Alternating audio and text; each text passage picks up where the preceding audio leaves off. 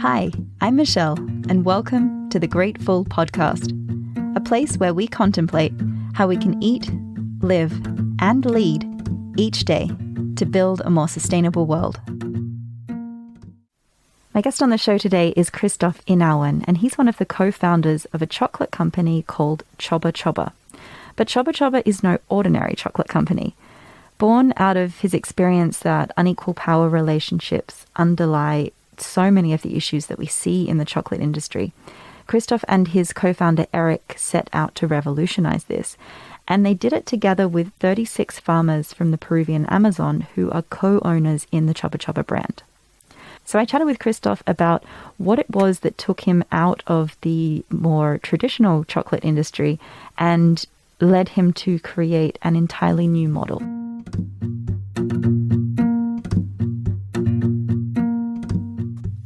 So we first met, I was thinking about it, about 8 years ago. And at the time you were working for a pretty big chocolate producer. And you struck me as being very passionate about your work, working on sourcing more sustainably, more ethically. And then all of a sudden I saw you were doing your own thing. Can you tell me about that moment where you decided that actually we need to do things completely differently? We need to change this system at a deeper, more fundamental level than what's happening across the industry. Yeah, I think I can tell you about that very specific moment, because I think there was really one very specific moment. I was traveling to Peru with Eric, the other co-founder of Choba Choba. At that time, he was a client of mine. And we were visiting again some farmers we had been working with for around 8 years. And we were implementing with them sustainability programs, certifications, and over the 8 years we had developed a real friendship with them, because we were always sleeping at their place and drinking a beer in the evening and playing football. And one day, basically, they took us apart and they said, "Hey, Chris, hey, Eric, we've been selling you our cocoa beans for now 8 years. And you told us to do this sustainability program and that, but we feel that this has somehow not enough impact on our lives. And at the same time, you guys are telling stories about sustainability and basically putting our faces on products. And can we not do something different? Can you not do something where actually we are at an eye level, and where we have a voice, and where we can basically, do really something together, and you don't do something for us, but we do something together." And I think that triggered quite a lot in Eric's and within Eric and within myself, and that caused a lot of discussions between Eric and myself, and we decided to quit our jobs and to try to do something very different. And I think that's quite a critical point, right? Because a lot of us might dream about doing something different or think about doing something different, but actually taking the jump and doing it is something else. What do you think was the most important thing that allowed you to really take action on this idea? I think the most important thing that allowed me to do that was the know-how that I don't take so much risk. I mean, I live in Switzerland, I have a very good CV, we have an economical, stable situation. I would at any time find another job, I think. And so this probably together with, of course, with the discussions with my wife, where I said, okay, I try it, and the next 2 years I'm not going to earn so much. And we made an agreement that I have 2 years to make it run, where she would basically bring the most of the money home. Let's say, I think that gave a certain stability. And maybe there was another element that came in. I was reading books about what people, if they're at the very last minute in their life and they look back their life, what do they regret? And most of the people actually say that they regret that they have not taken more risks to do what they wanted to do. And I think if I project that to my life, and if I want to be happy, I think that's something I really did not want to be at the end of my life, and and look back and say, hey, why did you not take that risk? And even knowing that it was not such a big risk. So maybe these are the 2-3 elements that made me go. Very nice. So I'm actually looking at some of your beautiful chocolate in front of me with this amazing packaging, and I realized that I don't yet know what Choba Choba means. What's the meaning behind the name? Well, Choba Choba is Quechua, and it means I help you and you help me. So it's the two ways. It's not development aid, or it's not helping somebody. It's really making business at eye level. And the funny anecdote about that was that Eric and I, we presented to the farmers that co-founded Choba Choba with us, we presented them some really nice branding, marketing, names, etc. And at the end, they said, like, what are you talking about? And can we not just name it Choba Choba? That would be so much easier and so much better. And so yeah, we decided, yes, go with Choba Choba, because it was really born also grassroots and bottom up. Fantastic. Yeah, and it's a memorable name. It's certainly nothing else like it on the market. So you use the term rather boldly, chocolate revolution, to describe what you do. What is it about Choba Choba's work that makes it revolutionary? Well, I think you have to understand that in the broad picture of how chocolate business works. So today, chocolate business works like this, that you have, very roughly said, you have a handful of very big Western companies. They're driven by shareholder value that basically dominate the market, and they have to say. And on the other hand, you have 6 million small-scale cocoa farmers that produce the main raw material, the cacao, for chocolate production. And so there is an extreme, let's say, power imbalance between these one handful companies and the small-scale farmers. It's actually not so much different from colonialism. It's a very neo-colonialist system that we face today. And so within that context, the revolutionary approach is that we give cocoa farmers a completely different position within the industry. At Choba Choba, the farmers, they're not raw material suppliers, but they own 26% of the shares of the brand. So they're very integrated into the chocolate brand, the final product. They have a voice. They take the major decisions about the brand development together with us. And so basically we have a fully vertically integrated brand with own cocoa production in the Peruvian Amazon on around 100 hectares with 35 families that are integral part of the brand, and all together we sell the final product. So I think the revolutionary part is really about the role and the position of, in my opinion, the main actor, or the actor that allows us at all to eat chocolate, the cocoa growers. And that's what I love about your model, is that you're getting to the foundations, which is changing the power structures. And I think that unless we start to tackle these power issues in food systems, we're not actually going to have the transformational change that we need to see. So, and I ask you this question not because I think there's such a big emphasis for any small businesses to say, how are you going to scale? And I don't necessarily mean how are you going to scale as an organization, but how can we scale up these approaches and these changes to influence a bigger part of this industry? Well, I think there are different questions within there, as you mentioned. I think there's one, how can we scale it within our business? And of course, that can be scaled. I think there are similar businesses like us, for example, in Bangladesh, created by Mohammed Yunus, that have very similar structures, equity structures than we have, for example. And then there's the question of how can we scale that into the industry? And then there's a third question that is as important to me as the second one, which is how can we multiply such models in general and across the industry?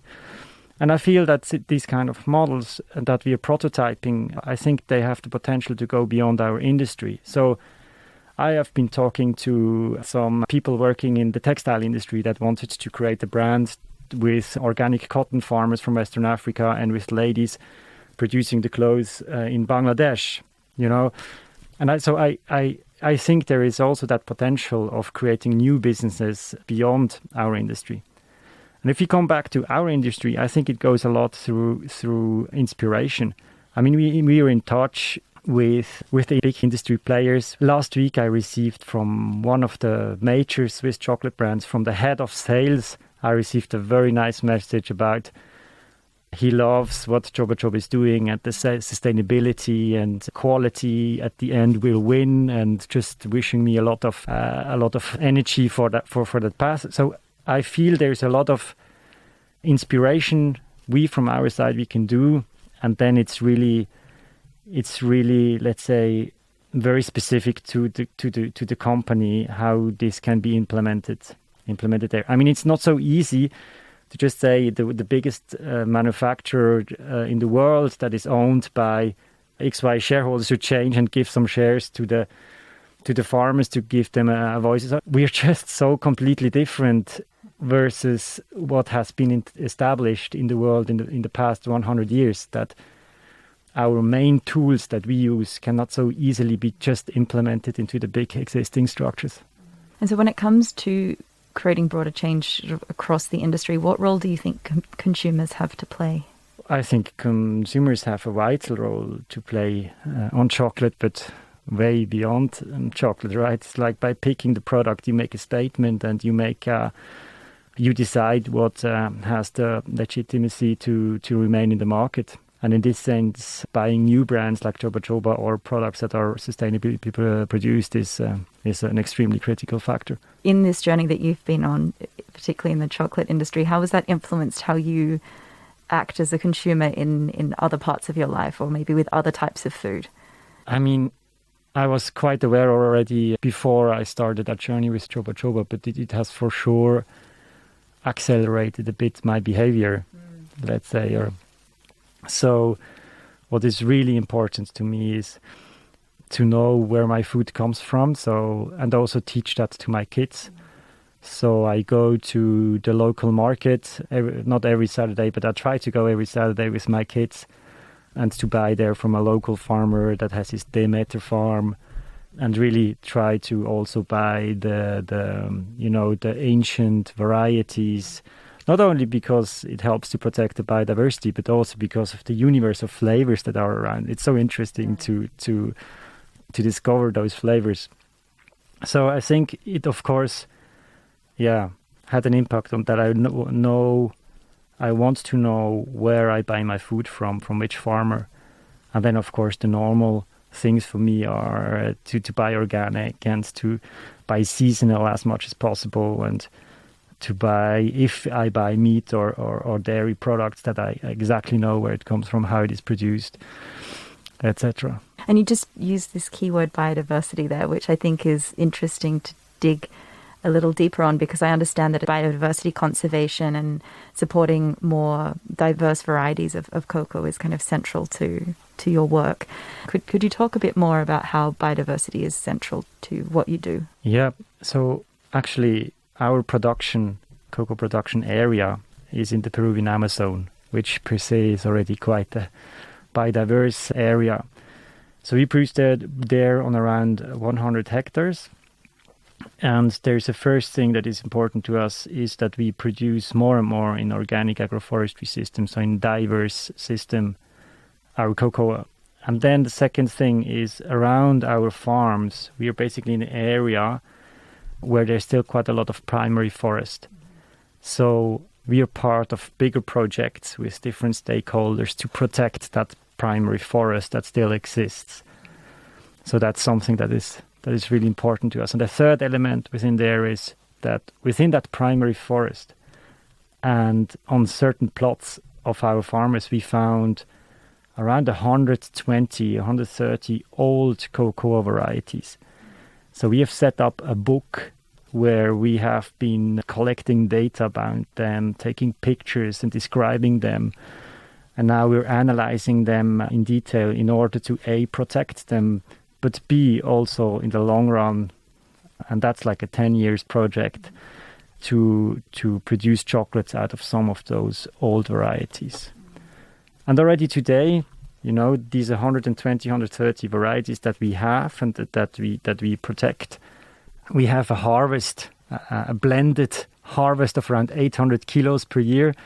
And out of that, every year we produce a limited edition chocolate that is called Nativo, so native trees, that we then sell our web shop and in certain shops. And I think when we talk about diversity, it's important to consider the social aspect too. And if we think about chocolate, it has such a rich and also troubled history. It was first discovered by indigenous people of Mesoamerica, and, through colonization spread through the world, and also through colonization was tied to these production systems that have a lot of social issues around them. And there are a lot of challenges with that, but one aspect is that we also lose this cultural connection, the stories and the richness of human interaction with this plant. What do you have to say about this? What have you experienced working with the farmers, and what are their perspectives on the cultural element being lost? Yeah, I mean, a very close connection to the forest and to plants in general in the region we are is something very, very, very important to the people. And at the same time, it is already also getting lost, not only in terms of cocoa, but general in terms of plants. So we have one or two shamans that are like the father of one of our cocoa farmers, a shaman. And if you walk with him through the forest, it's just so amazing, because he knows every plant. He can tell you, this is to heal your wounds, this is for this is for, it's just so much wisdom around. But which is at the moment really being a lot more and more lost, because the young people, they're not so interested about it, and they prefer to buy an aspirin when they have a headache. And so there's already that, I think, that cultural heritage of know-how of the plants that is somehow getting a bit lost. Not only there, also, I mean, in Switzerland, it's probably the same thing. If I have talked with my grandma and if I see what I have in terms of know-how from the plants, that's very different. And in terms of cocoa, yeah, I think the area we are, cocoa is really it's the origin of cocoa, and there is a lot of tradition with cocoa that is somehow getting lost, which is also, in my opinion, very much linked to the structure again of the chocolate industry. Who has the say in what we do with cocoa? It's really Western dominated by big companies and by big massive business interests, and it's not so much by the cultural or the farmers that have really something to say in what they would like to do with that plant. So I think that's also, we are a bit back to the power relations. Absolutely, yeah, and the agency. So in this chocolate journey you've been on, what part has brought you the most joy? What has brought me the most joy? I think the most joy has brought me to see the cocoa farmers taking on their new responsibilities and their new role. I think I remember well when I went with Eric to Peru the very first time when I was working in the industry. We sat together with them and they stood up and said basically, "Hi, I'm Osvaldo, I'm a cocoa farmer." And today it's like they get up and say, "Hi, I'm Osvaldo, I'm an international chocolate entrepreneur." And this change in self-confidence, I think, yeah, this makes me the most joy, I think. Beside, of course, the very amazing chocolates we produce, and I have the big luck to taste them basically every day. Yeah, I think that's something that really fulfills me a lot. Do you ever get sick of chocolate? No. Okay, yeah, I don't think that could ever happen to me either. And so in this really close relationship you've built now with, I think it's 36 farmers in the region, right? What some of the most important lessons they've taught you about life and leadership? Well, I think many. So one thing is that to really remain positive in your life and to see the good things. Basically, all of those cocoa farmers, they were actually coca farmers in the 90s. So most of them lost family members due to the violence that was in the region through the narcotraffico, through the drug transportation and the Colombian mafia that came and bought basically the coca. So, and they, they still have that ability to focus on positive things in life, and they have a big humor, and so they have a lot of drive, and they were and still are in a very difficult and vulnerable situation. So I think that's something I learned a lot. And another thing is that that area is so amazing in terms of you drive 3 hours in a wooden boat, you drive into the Amazon, and after half an hour you don't have any access anymore with your cell phone, so you basically look 3 times on your cell phone, then you realize, okay, now I can really put it aside for a week. And when you arrive there, people, they're available, they're so centered, they really take time for important decisions. So I think these are things that, where I learned a lot. Yeah. Yeah, the value of slowing down is a big lesson we can all learn from, huh? Absolutely. Yeah. And so in working together, what are some of the things you understood differently when you started this collaboration? Well, I think there are many things. If you start, to work with cocoa farmers from the Peruvian Amazon, and you jointly build up an international chocolate business, there's so much. There's the realities that are so completely different, right? So, and I think at the same time that was the interesting part of it. So I think there were many things. But what has helped a lot in getting into the same picture is we bring every year 2 to 3 farmers. You bring them here to Switzerland, show them their clients, show them the business, show them the entire supply chain, so that they basically get educated and understand what it means to be a shareholder of that brand. And I think that's an eye-opener for them, and for us it is absolutely crucial to be able to manage the chip all together. And that happens the other way too, right? You take people from Switzerland to visit the farms. Yeah, of course. Interesting. Talking to you now more as an individual, personally, what's been one of the biggest challenges for you in co-founding such a different organization? And what have you learned in facing those challenges that could be useful for other people wanting to do something different? Yeah, I think one of the most challenging was for me that, everyone tells you it can never be successful. I mean, starting from your parents that say, you have such a great job in the industry. Why are you, and you starting something new, that's the risk. And there's so many arguments you hear why you should not do that. And to stay stubborn with your idea, I think that was quite a big challenge in the beginning. And step by step, I could let it go. But I think that was probably my biggest challenge in the beginning. Yeah. And what do you think supported you through that? What was the most important in helping you? I think what supported me a lot is that I was in a duo with Eric. Yeah. I think we supported each other a lot at that time, still today, but at that time especially. And then also, I think the exchange and the power that came from the farmers, that I really wanted to do that. I think that was really, pushing me to try it. Yeah.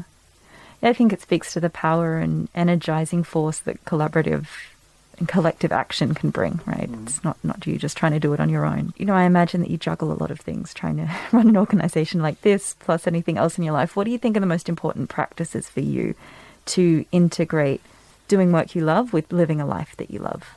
I think that's a very good question.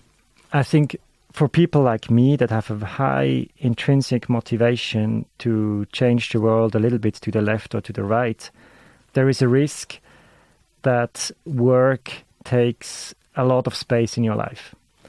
So I think what I've learned on my journey, and I'm still learning, of course, is to set myself limits. Specific example, I set myself the limits that I want to be 90% of the evenings I eat at 6 o'clock with my kids. So that's non-negotiable. So I think having the priorities of what for me a great life means, but then implementing some limits to really be able to live, I think was something really important to me. And of course, I'm still on a journey with that. We all are. But I think we need to talk about it more so we can learn from each other. Exactly. Yeah. And what you mentioned is so important is understanding your priorities and setting boundaries around that. But then actually holding those boundaries is where it gets tough, right? In that moment of there's something super urgent, but no, I've committed to be home with my kids, and that's what I'm going to do. So you actually almost answered my last question because I like to ask all my podcast guests, as this is called the Great Full podcast. Yeah. What does living a great and full life mean for you? I think, first of all, it means to be happy with myself. I think that's the first and most important thing, out of which, in my opinion, comes the whole energy for the rest. So to be happy with myself and consider that as a journey and go step by step and reflecting on it and become happier and happier, I think that's the first element for me. A second element is, and that's quite linked to the first one, is to be an example for my kids, or to try to be an example for my kids and to be a good husband. I think that's something that is really, really also still in my very small circle, but I feel it comes out of the small circle where afterwards you can change the big circle. And then the third element that is really important to me is that I have a purposeful work, which allows me to be fulfilled and to be able to change the world a little bit to the left or to the right. I think these are three critical elements for me that means living a great and full life to me. Wonderful. So I know that you've become a bit of a podcast pro recently, and I'm wondering if there are any questions you wish you were asked or things you want to talk about that nobody asks you on these podcasts. I think there is quite a lot of questions always about the social impact and the business model, how you structure that. And quite often I feel we forget to talk about the product itself, and because that's something that there's really a second dimension of what we want to change. Because in the industry I was sometimes frustrated to see how the recipes are created and how much stuff actually is in chocolate. If I take cooking chocolate, you can see there's vanilla in there, there's soy lecithin, there's palm oil, there is so much stuff in that chocolate which you can buy usually in the supermarkets, that in my opinion is just absolutely not necessary. And in this sense, it was really our ambition to grow great quality cocoa, that we grow ourselves, and to be such a high quality that you only need 3 ingredients for the chocolate. So today in basically all our basic couvertures, in our basic chocolates, you find just our beans, a little bit of raw cane sugar and cocoa butter, and that's it.